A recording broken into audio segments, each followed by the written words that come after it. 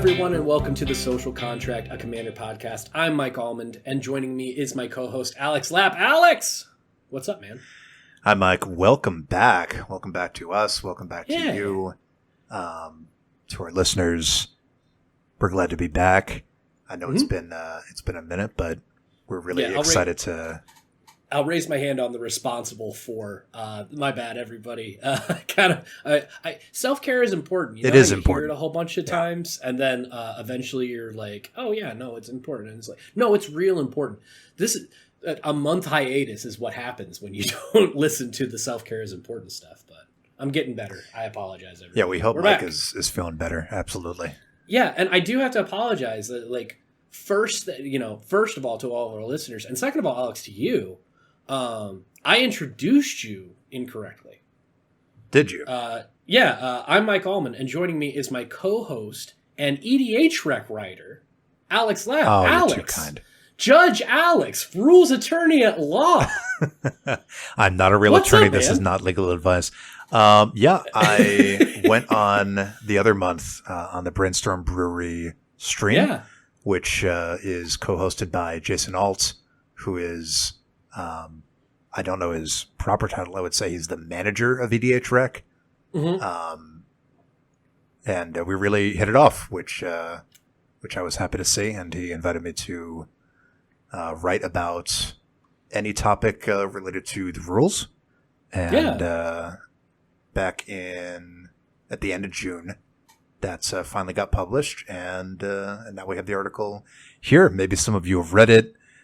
Maybe you haven't, but what we're going to do is go through that article today, and maybe you prefer to listen to an article. Maybe you prefer to have questions answered. Yeah, both. You know what I mean. Yeah, etc. Read along with the group, you know.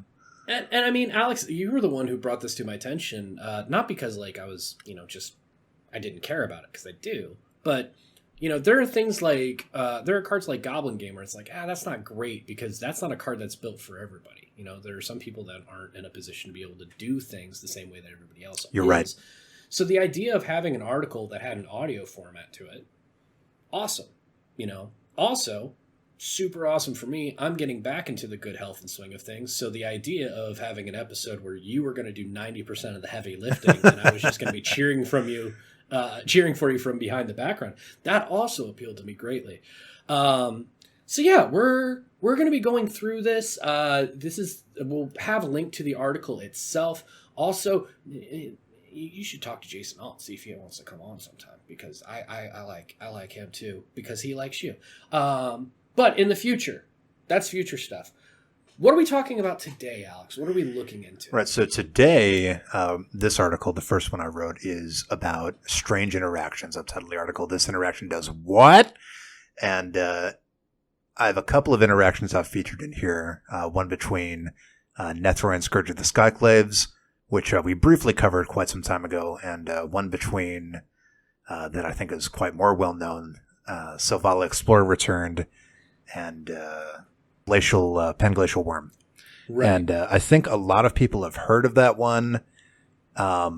We featured it in a recent Judge's Corner, but I found that this would be a good subject for the article because of how many different actual bits of rules knowledge have to be explained to actually comprehend what is going on. Why is this happening? Why do people talk about it in hushed tones? Why am I being led off the location by an armed guard? Like all of the things that happen when you play that combo. Right. Yeah. And there's a couple ways that you can look into things too. With the Scryfall bot that exists in our Discord, you can type in rule references and it'll give you the rules language for things. Yes. And then you can read those. And if you're Alex, you can understand what those mean pretty much verbatim, 98% of the time. If you're me, all of those words turn into, okay, that's a lot of words. Yeah, Magic really gets into the legalese when you get into the actual rules. They don't have plain English for any of it. Right, and I complimented you about this before we started recording, but now I'll do it so it's actually proof. And evidence that it'll exist forever. The thing that I really liked about your article and your writing style was you gave both the technical explanations and the too long didn't read version in kind of the same context and without like an actual skip to the end. So even though I don't necessarily get all of how it works, I understand what it means, which is the end result, which is the actual hey, this is what's important. So glad to hear that. I'm enjoying it. Thank you very much. I'm glad to hear that, right? Because it's important to show your work, but I think that a lot of people seeing the rules numbers themselves, seeing all the all the definitions like that can be super overwhelming. It can be really. You want to walk through like step by step. This is why this happens, which means that this happens, and then finally this happens. Right. That's why the interaction works the way it does or doesn't. Yeah, you gave the ask Google a question, and it gives you the top answer version, but it also kind of like wasn't just bleh. You know what I mean? I like the context. And speaking of, like I said, I'm going to get out of your way. Alex, take it away. All right. Here we go. Article is Judge Alex Russell's attorney at law. That interaction does what? Hi, I'm Alex. I'm a judge who loves EDH. Our beloved format was created by judges, and I'm more than happy to uphold that legacy, if only by playing. There may not be a judge available for your casual EDH game, yet the eye-watering number of cards legal in our format creates an incomprehensible number of possible interactions between them. I'm sure you've heard by now that top scientists have declared Magic the most complex game in existence. I will include a link to that study in our show notes. And it can certainly feel that way when you are staring down a Humility and Opalescence, or a Shaya and Blood Moon, or anything that has banding. Looking at you, Mike. One day, man. I'm going to make a banding deck as soon as I figure out how it actually works. And then you have to do it with no sleeves and a rubber band. Perfect. Yeah, because it's banned together. Exactly. 100%. It's not going to be a good deck unless it's a banding. Deck. It's going to be a terrible deck. But I don't know how banding works, so maybe it's great. Anyway, I'm back. We're not getting into banding today.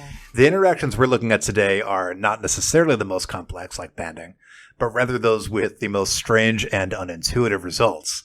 With these interactions, you're sure to amaze your friends and melt their brains at your next game. Excellent. By the time you're through reading this article, I can only hope that you've called BS and asked another judge to see if that is how it really works. So let's get right into the first interaction here, Mike. It doesn't work great for me. I can't ask another judge. Sure, you can. Works. You're my judge. All right. Well, I've conferred. Fair enough. I'm not going to throw them on or under the bus, but a renowned L3 judge who very graciously did a judge proofreading of the article to make sure that this was all correct. Obviously, even judges can make mistakes, but having multiple sets of eyes, we can really try to eliminate any misconceptions because we really go into it here. So the first interaction I have is called Go Forth and Subtract Negative Numbers. All right. Mutate. Is there any keyword in recent memory that causes as many unintuitive and confusing interactions as mutate? However, while our first example may have mutate and the interaction involves mutating, we don't actually care all that much about the mutation itself, thank goodness. We're more into what that mutation triggers. Nethroi, Apex of Death, is a curious cat / nightmare beast that wouldn't look out of place in a monster movie and has a monstrous text box to match. Let's go ahead and read that out real quick here, Mike. Nethroi, Apex of Death is 2 white, black, green. That's 5 mana for a legendary creature cat nightmare beast with the mutate ability with and it's a mutate for 4 Selesnya black black. That's 7 mana.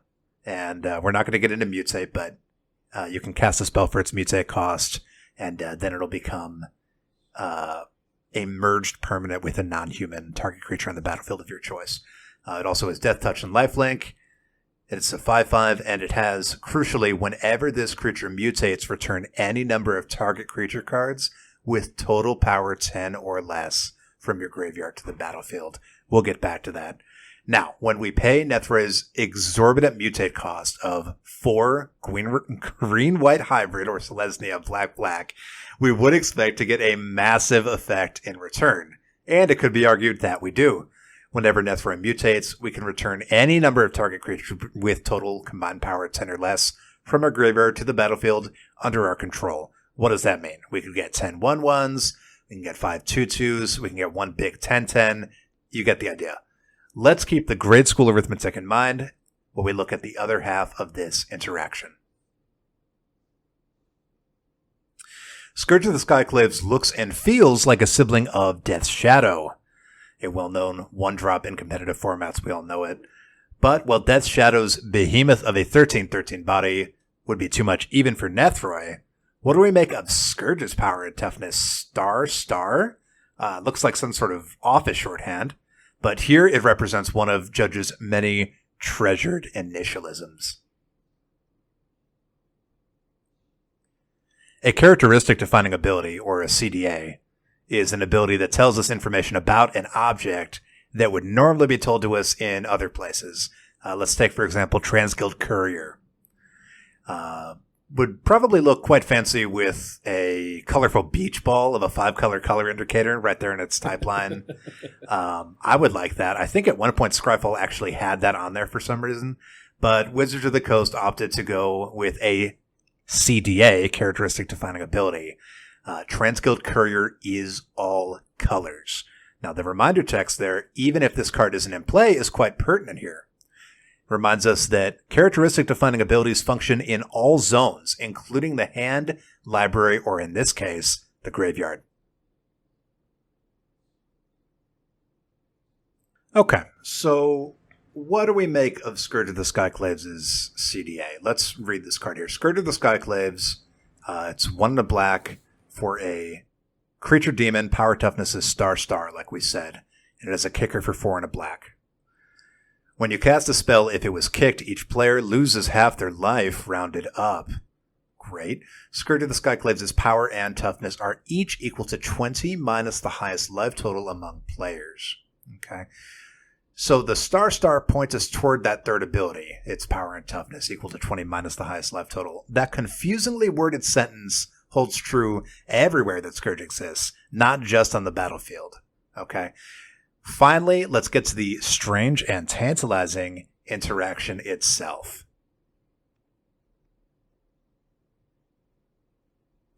Let's say we're in for a bit of a slow game of Commander, the kind with Dirtling, battle cruisers, stalemates on the combat side. Sounds like a fun time, right? That's what Mike and I like. In our hypothetical scenario, each player's life total is still going to be at 40, unchanged from your starting life total. So what is Scourge of the Skyclaves' power and toughness now? Well, that should be easy. That's 20 minus 40, which is negative 20. If it were on the battlefield right now, it would be very dead. So let's say it's in the graveyard, where its power and toughness remain at an absurd negative 20, negative 20.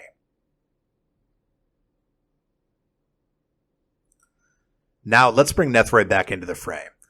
When Nethroi mutates at great expense, we can reanimate 10 power, combined power, out of the graveyard. But how does that interact with Scourge's unusual power of negative 20? Now, unbelievably, this interaction works out better than we ever could have hoped. And it's right back to the grade school math. 10 minus negative 20 equals 30. Negative signs cancel out, it becomes addition. So now, we've selected Scourge as one of the creatures Nethroi will reanimate. Our budget skyrockets. Instead of 10 power, we get 30 power. That's right. As long as one of our creatures is Scourge of the Skyclaves, we can then choose 30 power worth of creatures to reanimate with Nethroi instead of 10. Will you get Impervious Great Worm and Emrakul? Great choice. Or perhaps 31 ones that ended up in your graveyard somehow. The Skyclave is the limit. Applause, applause. So pack the yard full of bodies for your new best friend Nethroi and its strange and confusing appearance and ability. In a bit of serendipity that beggars belief, at the time of writing, Scourge of the Skyclaves is included in 20% of Nethroi decks.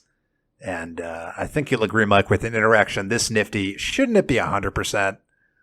I mean, you would think so. You could. This really is just nasty. Get a card in your graveyard pretty quickly. You can even cast it, and it's just the 2 mana. All right, it dies. Now it goes there. 2 mana dies. I mean, if you want to do it for some shenanigans without your commander, you can make everyone lose half their life total. It's not a bad card on its own. No. But combine the two cards, you can reanimate your entire graveyard. It's just disgusting. It's always seemed weird because I'm not a big. I don't love when a card is just straight up. I don't like when a deck all it's supposed to do is find one combo. It's fine for other people. It's not how I have fun. I don't even have a problem with playing against it. But if you have a card that just synergizes so well with a commander, unless you're not planning on playing that commander, I don't understand the idea of not having it in more decks. 20% is kind of 20% is strange, and I mean it is a combo in a way, but also to keep in mind there are cards unspoken, right? We have to have that south mill or the board wipe, some way to get our yard full of like 30 power toughness worth of creatures. That is a lot. You're going to need a really full graveyard to get that value out of there. Yeah, in my head, it's you know what? Think about it this way, though. Worst case scenario. Let's say you get, 13 power out of your graveyard instead of 10. Yeah. That's still one more creature you would have gotten, and Scourge gets to enter. If you have a death trigger, great. There's so many things that Magic likes to do. Enter the battlefield, death triggers. I can't believe that this isn't something that isn't more commonly played in EDHREC decks, but I mean that's just ridiculous to me. I guess a lot of people don't necessarily know about the interaction, so maybe some people will now.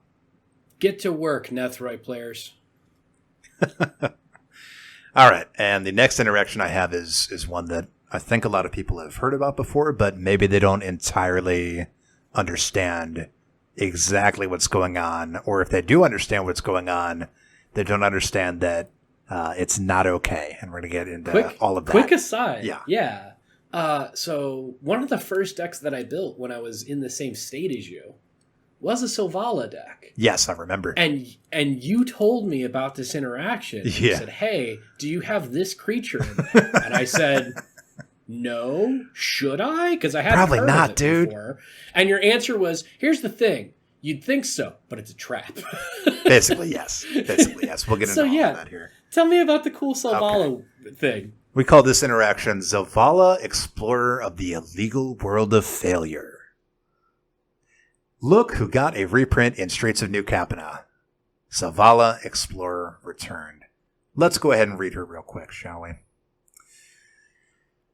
She's a 1 green-white, that's 3 mana for a legendary creature elf scout. She's a 2/4 with an activated ability, Parlay, tap. Each player reveals the top card of their library. For each non-land card revealed this way, add green, and you gain 1 life. Then each player draws a card. Now that's some good group hug power. We like that. Now, Selvala holds a dear place in my heart. With her Parlay ability, she nets her controller green, mana, and life, while giving the entire table card draw. What's not to love, right? Even if you're not a steadfast group hug enthusiast like me, like us, really, at least she's not as powerful as her mono green counterpart. Right? Well, you may have already heard Zavala's name uttered in the same sentence as Panglacial Worm, a card infamous only in relation to her. So let's read that one real quick, shall we? Panglacial Worm is 5 green, 7 mana for a creature worm. It's a 9/5 with trample. While you're searching your library, you may cast Panglacial Worm from your library. I think it's about the only card in the game that does that. Zavala's exploration of the rules does not start and end with nearly unplayable worms erroneously embedded in your library. The true problem is she's too fast. Let's not get ahead of ourselves. To understand Selvala's strange nature, we must first understand the process of casting a spell. We're back to basics here. From my experience, most Magic players tend to float their mana before revealing the spell they're about to cast. Somehow it just feels right to do it that way. However, before you begin casting a spell is most certainly not the only time that Magic players can activate mana abilities, and it's not how the rules are written. and I'll go ahead and cite here Rule 601.2a, to propose the casting of a spell, that player first moves the card or a copy of that card from where it is to the stack. It becomes the topmost object on the stack. It has all the characteristics of the card or copy associated with it, and that player becomes its controller. The spell remains on the stack until it resolves, is countered, or a ruler effect removes it elsewhere. So, the first step of casting a spell is moving it to the stack. Then things like modes and targets are chosen. Then the total cost of that spell is calculated. Then finally, the caster can activate mana abilities to pay the mana cost of that spell. Here's Rule 601.2g. If the total cost includes a mana payment, it almost always does, the player then has a chance to activate mana abilities. Mana abilities must be activated before costs are paid. Okay, so what's a mana ability? It's just an ability that adds mana, right? Well, let's continue our Magic Comprehensive Rules journey into the actual definition of what exactly a mana ability is. Here's Rule 605.1a. An activated ability is a mana ability if it meets all of the following criteria. Number 1, it doesn't require a target.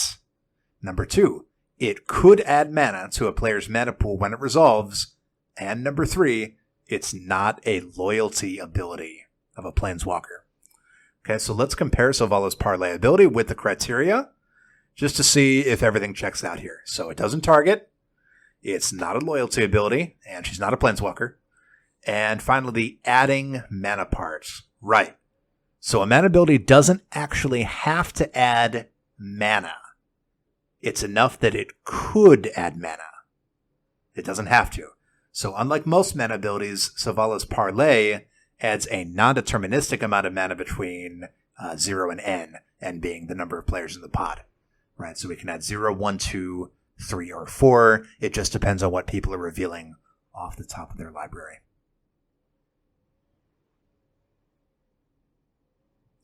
So, what is all the fuss about making sure Sylvala's Parlay ability is technically a mana ability? Well, it's all in the timing. Earlier, I mentioned how Magic players seem to have a habit of activating mana abilities prior to casting a spell. We call it floating. Personally, I do it all the time. I do it for everything. But crucially, I think most people do. Yeah, almost everyone does. Sorry to interrupt. No. Almost everyone does. We're not playing Magic wrong, but we're definitely doing it the way that is the opposite of what I think it was designed to do. Yeah. Right? I'm going to cast a spell. You show the card. Then you pay the mana to actually cast the spell. Then people can interact with it.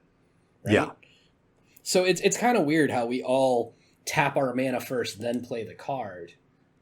I think it doesn't matter. It's like a flair for the dramatic, right? You want to be like, okay, so we're tapping all the mana. What is he going to reveal? Oh, there's the spell. Oh, it's a Panglacial Worm. I think that's like everyone's like whispering, like, wait, he's just tapping 14 mana. Like, what is he going to do? So yeah, I think everyone just does it because that's just how it's done, and it's not against the rules to do it that way. Very important. Right. You are allowed to do it that way. Then just do it. Yeah. Right. It doesn't. That's not where the rules tell you to do it. Mm-hmm. And that really comes into play here. That's very important. It's much more dramatic on TV, and frankly, that's where we all see the magic, right? I mean, I see magic in person sometimes. I know. I was joking. All right, fading back into the background. Continue. Okay. So, what's all the fuss with making sure it's technically a mana ability? So players like to float their mana before they cast a spell, but mana abilities specifically are allowed to be activated during the spellcasting process we talked about earlier. At the very end of the spellcasting, after you've chosen the modes and the targets, after you put the spell in the stack, then you can activate mana abilities. So, for example, we have Chandra Bold Pyromancer. Her +1 loyalty ability does add mana, but it's not a mana ability. You can only float that mana, right? Why is it not a mana ability? Because she's a planeswalker, and that's a loyalty ability. Okay? So, now that we have all the pieces, let's zoom back out here. Say we have 3 green mana in our mana pool. Sylvala is untapped, and we have 4 players in the pod. So, we could get up to 7, which is what Panglacial Worm costs. We'll crack a fetch land and begin searching our library.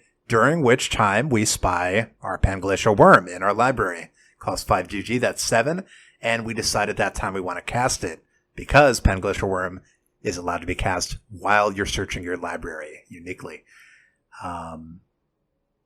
Now, incidentally, we can see every card in our library while we're searching it, but we have to keep them in the same order until the effect tells us to shuffle. That's very important. We'll get back to it.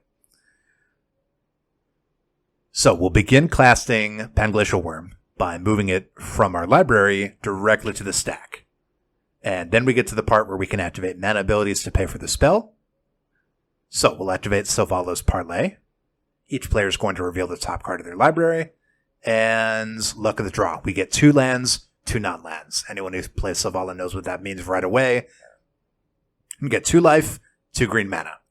And each player draws a card. So that's a GG, right? That's not enough mana. That's only 2. It's not enough to cast Panglacial Worm, and we're out of mana sources. Right? Because even if we had enough or almost enough, our fetch land is not coming out of the library yet. We haven't finished that process yet. So we're casting a spell. We don't have the mana to cast it. What happens next? Now, unfortunately, we've taken an illegal action, and our opponents have already called a judge. What is an illegal action? Let's take a look. In the rules, we have 726.1. If a player takes an illegal action or starts to take an action but can't legally complete it, the entire action is reversed, and any payments already made are canceled. No abilities trigger, no effects apply as a result of an undone action. If that action was casting a spell, like in this case, the spell returns to the zone it came from. Each player may also reverse any legal mana abilities that player activated while making the illegal play, unless mana from those abilities or from triggered mana abilities, just separate kind of mana ability, they caused trigger was spent on another mana ability that wasn't reversed. Players may not reverse actions, this is important, that moved cards to a library, moved cards from a library to any zone other than the stack, caused a library to be shuffled, or caused cards from a library to be revealed. Well, hey, it's okay. We'll just put Panglacial Worm back in the exact spot in our library we pulled it from, right? You kept track of it. You didn't reorder any of your cards while you were searching, did you? Then the rules say we just rewind the mana ability. We activate it, and it's no harm, no foul, right? But, shoot. 2 things happen that we can't undo. Each player revealed the top card of their library, and each player drew a card. If I could turn back time, Mike, if I could find a way, I would do it, but I can't. Selvalla's ability can't be undone because parts of it can't be undone. Right? If you can't do a partial rewind, you can't do it at all. This isn't just illegal. This is advanced illegal.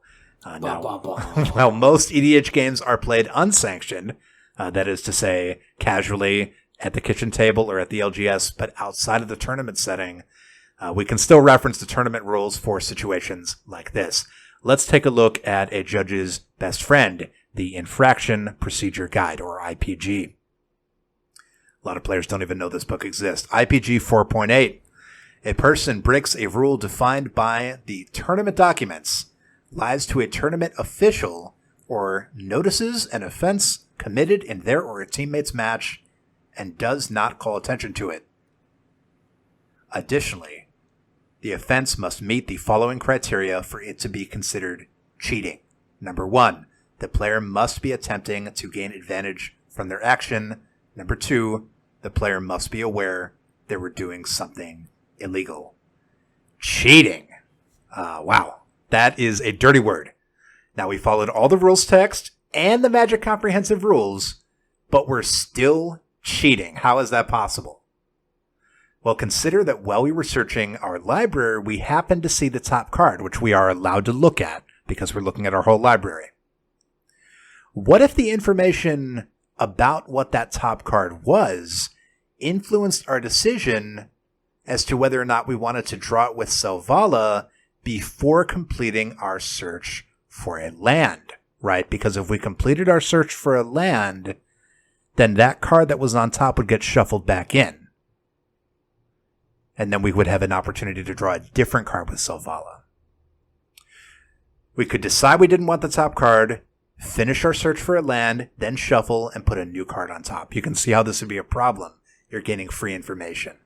However... So it's not the fact that you are trying to get free information from this. It doesn't matter. For this to be something that you would be doing, you're getting information no matter what. So the intent isn't the issue. The intent is actually very much the issue, and we'll get into that. Intent is very important here. That's an excellent point. That's called a spoiler. We're going to bring that up. Foreshadowing. Yeah, absolutely. Intent is pivotal here. So, a Magic player who ends up in this scenario purely by accident, who's never considered how they might gain an advantage from this really wacky interaction, you're not cheating. Oh, good. But now that you know about this, if you ever try it, now you're cheating. You're welcome. Did you just tell everybody about the game? Yeah. By the way, everybody, I just lost the game, and all of you did too. Game. Yeah. Man, I've been winning for like 12 years at this point, dude. Ah, no! What a do kids today even know about the game? Like how? I don't want to ask because I don't want to see heartbreak. All right. But I also don't want to be like the people that the game dies with, you know? Maybe to our listeners, do you know what the game is? And if so, did you just lose the game? if so, real sorry. Yeah, sorry about that. You've been winning for so long. Okay. Now, perhaps the worst of it is that Selvala could have avoided this fate, right? A simple, functional errata. Ooh, boo, hiss. We don't like those. Functional errata appended to her parlay ability could nip this right in the bud. And all we need is activate only as an instance. We see this all over the place. This would enforce the already popular mana floating for her ability and render any future criminal activity impossible. Right? Whenever we look at anything like Lion's Eye Diamond, any kind of thing that's is a mana ability or would be a mana ability, but interacts with some objects in the game or in another zone, any sort of weird thing that a mana ability shouldn't normally be doing, we always want to slow that down to instant speed or even sorcery speed, and that prevents shenanigans like Panglacial Worm. So, at this time, looking at 1,271 Selvala Explorer return decks, that's not enough.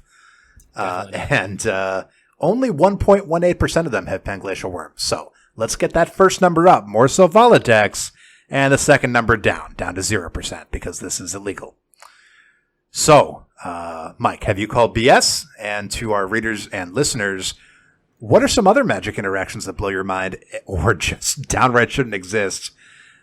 Thank you very much for reading, or in this case, listening to my debut article, and we'll see you next time there. Thank you very much, Alex. So, Mike, that is the article, and hopefully that wasn't too dense or too verbose.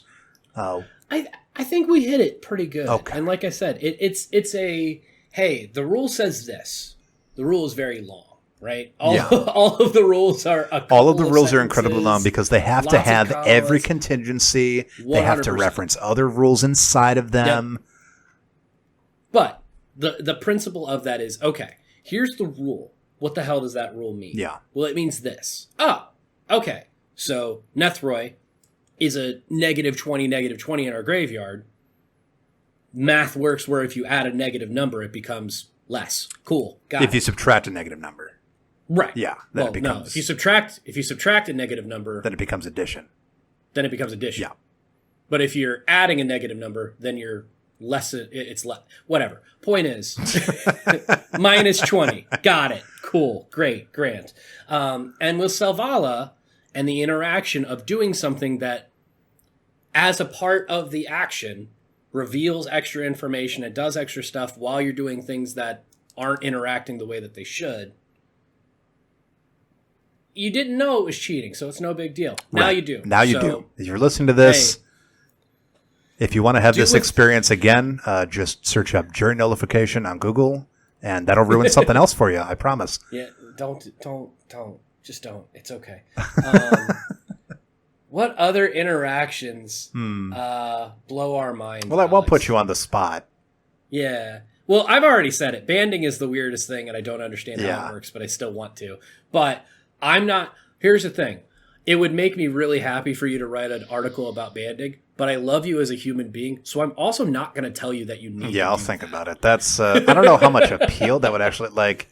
Sure, people like to joke about banding, but as far as the actual interest level that people have in running cards with banding or learning more about it, I think they just like it because it stumps people. It's silly. Yeah. It's silly. And here's the thing. I think a lot like these kind of interactions, if somebody called me out on it, hey, you're not banding right, I'd be like, are you sure? And then there is a 98% chance that they say, I'm not. I don't know. Oh my god. Because that's how You banding just make is. up your own rules about banding. Yeah. Terrible. I mean, I don't understand banding. I understand mutate, but I don't. It's stuff like that, right? No, I really enjoyed this. And I know these are topics that we've talked about a little bit Yeah, we have on the talked about podcast these. before.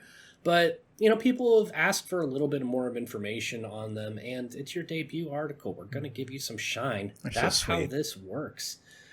Alex, is there anything else that you want to hit? Anything else I want to hit?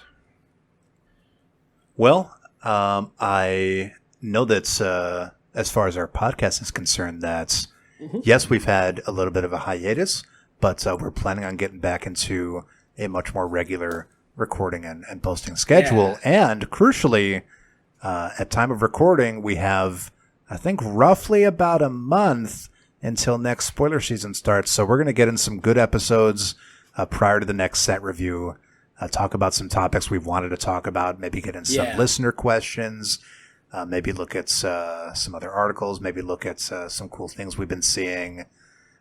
We have a lot of ideas, Mike. Yeah, and I'll tell you what, if anyone wanted to holler at you for any of the cool ideas that they want to know more about, or they want your take on, or if they want to give us a cool idea so we can add it to the list of cool ideas that we have, because it's a great list. I'm okay if the list is long, Yeah. right? Just a gets long longer list and is a longer. good list. Exactly. How would they be able to get a hold of you? Absolutely. You can find me on Twitter at Lappermedic, LAPPERMEDIC. Or you can check out my other project, which is CommanderSpellbook.com. We talk about combos and index combos, all the EDH and Singleton combos that can ruin someone's day. Not too much about Savala and Panglacial Worm, because that's not necessarily going to end the game. It's just going to ruin your entire life. But I'm sure that we can find something for you on there. So you go to CommanderSpellbook.com and search, just like Scryfall, just like Google, search up your favorite cards and see what kind of combos you can make with them. So, before we get into the rest, Alex, I've got a surprise for you. Oh? I actually used Commander Spellbook earlier today. Did you really? Yes, my wonderful girlfriend, who's taking care of me in this obnoxious time, I'm sure, Bless her.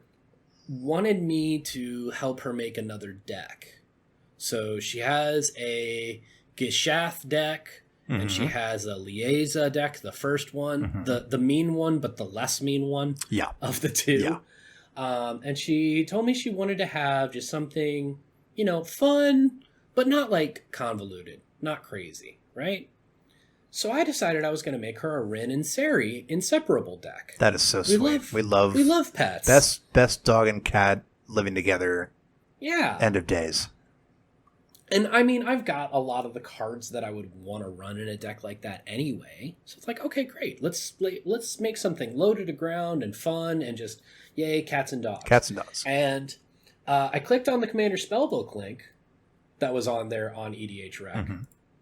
And it kind of scared me how I already have all of the infinite combos. That's just the best, right? When you discover that you already have a combo in the deck, you didn't even know about it. And I'm sitting here and it's like, you know what? I have Earthcraft in a deck. But would I be okay taking pricey. Earthcraft? Would I be fine taking Earthcraft out of that deck to put it into this deck for my girlfriend Amanda and for her to just go, wait a second. I'm not going to tell her about the combos. I'm just going to be really happy when they happen all of a sudden. And I mean, I've got a proxy Allurin. So I'm happy to run that, and so are the people that I play with. Dangerous. So it's like, oh my gosh, I'm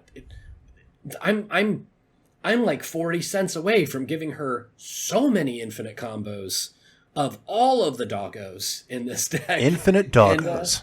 And that's good, right? Even if you just, I asked her how many doggos and how many tokens would be too many, and she said, I don't know. There's no finite number that would be too many, Mike. Well, she said 20. And I said, That's what if you could make not a enough. billion? Yeah. I said, what if you could make $1 billion and just have them hang out? And she says, okay, that's good. Welcome to the doggo fields. Yes, only doggos exactly. Here. So if you want to hear more stuff like that, you can communicate with Alex and all the positions that he told you can find him. You can also find us at Twitter at EDH_social or email us at thesocialcontractedh@gmail.com. You can also join our Discord server. It's there that we get a lot of the topics for our shows. We were a little selfish about this one, but I think we're due every once. I mean, Mike was very kind. I wasn't necessarily about to just come on here and read my whole article, but I did kind of insist. He insisted, yeah. And on our Discord, which is very cozy situation, mind you, we interact with our listeners all the time. We talk about all sorts of things, not just the podcast, but about things in Magic, what people are playing. We look at their decks. We talk about any number of things, social contract or otherwise, and it's just a friendly bunch. You just come out and join us. As an example, right now I'm looking, and Find a Ghoul is talking about proxies, and I was talking with them about proxies. Yeah, exactly. I mean, that's happening as we speak, and proxies are something that affect everybody. That's right. Not just us as a social contract kind of thing. And I'm for proxies, for the record. Pro proxy. So the other thing I wanted to talk to you about, I made 2 decks. One of them, I made a Glunch deck. We've talked about Glunch. We love Glunch. Yes, the bestower. Much good. Also, one of the people in our Discord made a Glunch deck. Yeah, I think a couple people actually. And I was happy because all the ones that I've seen, I went in a different direction. But they all went pretty group huggy and, how could you not? Political. They went really fun with it, and I really appreciate that. Yeah. The other one that I made was the Beamtown Bullies. And how bully would you say did you go with it? For every one mean card, this was my rule. For every one mean card I put in, I had to put in 2 cards that fit more our social contract. Okay. Right? So I put in things like, I was really happy to put in the Druid of Purification. Of course. Because, we're going to do that. But then I'm going to give it to somebody else later. And just ask them not to pick me. And it still puts me at a disadvantage because the other 2 players can pick me. Yes. But we're going to be fair about everything, right? So for every, Druid of Purification and Veteran Explorer that I put in, I also put in a Leveler. You know what I mean? So it's one of those, I have a Leveler in my Nin deck. Yeah, exactly. It's just, what? We're gonna do stuff like this. So 2 nice cards to 1 mean card every time. So those might be decks. That's probably going to be the nicest Beamtown Bullies deck that most people will have seen. Because for most people, it's 1 mean card per mean card, and they're just all mean. Yep. I'm very excited. This is my Beamtown Buddies deck, because we're all buddies. We're all group ragamuffins. But if you're mean to my buddies are going to be mean to you. That's just how it's going to work. It's basically my arch enemy Slayer deck. But those might be things we talk about. We might talk about some of your decks if you holler at us. And in the meantime, thanks for being patient with us. Thank you very much for listening, and we'll talk to you again very soon.